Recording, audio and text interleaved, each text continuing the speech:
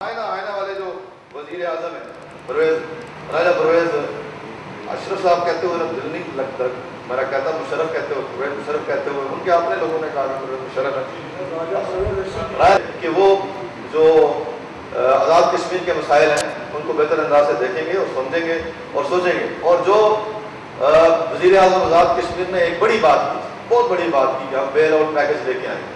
اس آزاد کشمیر بہت زیرک آدمی ہے، سمجھدار آدمی ہے، بات کو ادھر سے ادھر اور ادھر کو ادھر. آپ نے جو ٹیکس ادا کیا ہے وہ ریکارڈ میں جو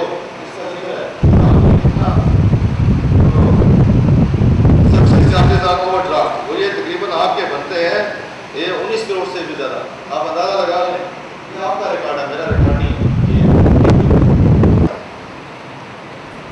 35,000 مربع کتنا ہے؟ 35,000 مربع 36,000 نہیں سوری 83. میں آپ کو بتا دیتا ہوں جناب. جی جی یہ 13,297 اسکوائر کلو میٹر. ان کو بھی واپس لیں، جہاں پہ ضرورت ہے وہ رکھیں اور انفراسٹرکچر ہمیں مہیا کریں، ہمیں باقی جو سہولیات ہیں وہ میسر کریں.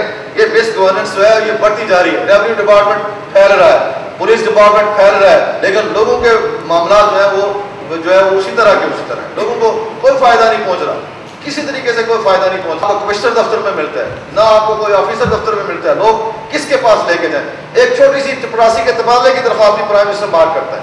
جب چھوٹی سے تبادلے کی درخواست پرائم منسٹر مار کرے تو آپ کہتے ہیں جی ہم گڈ گورننس دے رہے ہیں. سسٹم کدھر گیا؟ وہ جو ٹیئرز بنے ہوئے ہیں ان کو کس نے سبوٹاج کیا؟ میری گزارش آپ سے یہی ہے، آپ کے توسط سے یہی ہے کہ خدا کا خوف کریں. اب وہ وقت آ گیا ہے کہ اپنے آپ کو ٹھیک کر لیں. ابھی اللہ تعالیٰ نے آپ کو موقع دیا ہے. وارڈر ان کی گرفت جو ہے وہ بڑی سخت ہے، وہ بڑی سخت گرفت ہے.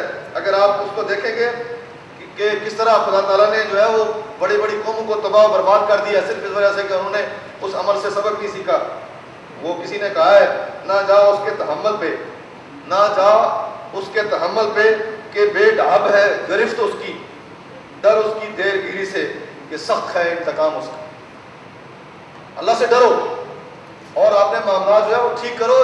یہ صرف ہم نے یہ جو بڑے بڑے عہدے ہیں ان کے لیے بڑے بڑے سیکرٹری صاحبان، بڑے بڑے کمشنر صاحبان، بڑے بڑے آفیسر صاحبان، ان کے لیے یہ آزاد کشمیر کا خطہ وجود میں نہیں آیا تھا، بلکہ یہ لوگوں کے لیے وجود میں آیا تھا.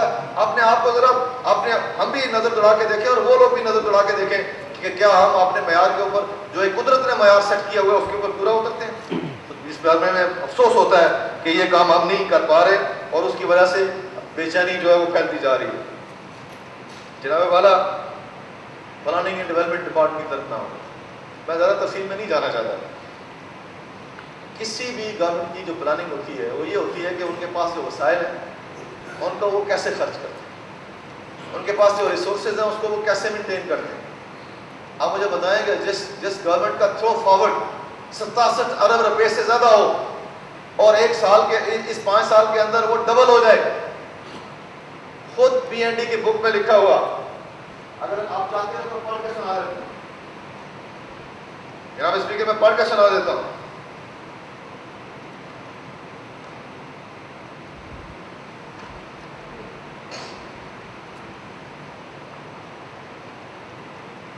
لکھا ہے present through forward of on going projects is rupees 67 Arab 22 crore 53 lakh 8,000 million. آپ اندازہ لگا رہی ہیں، میں نے ملین میں انہوں نے لکھا، میں نے اپنی زبان میں پڑھا تاکہ لوگوں کو پتہ لگے کہ یہ 67 ارب روپے ان کو آن گوئنگ پروجیکٹس جو ہیں وہ چاہیے آن گوئنگ پروجیکٹس کو مکمل کریں. انہوں نے کہا جی 70% ہم نے آن گوئنگ پروجیکٹس رکھے ہیں اور 30% ہم نے نیو پروجیکٹس رکھے ہیں.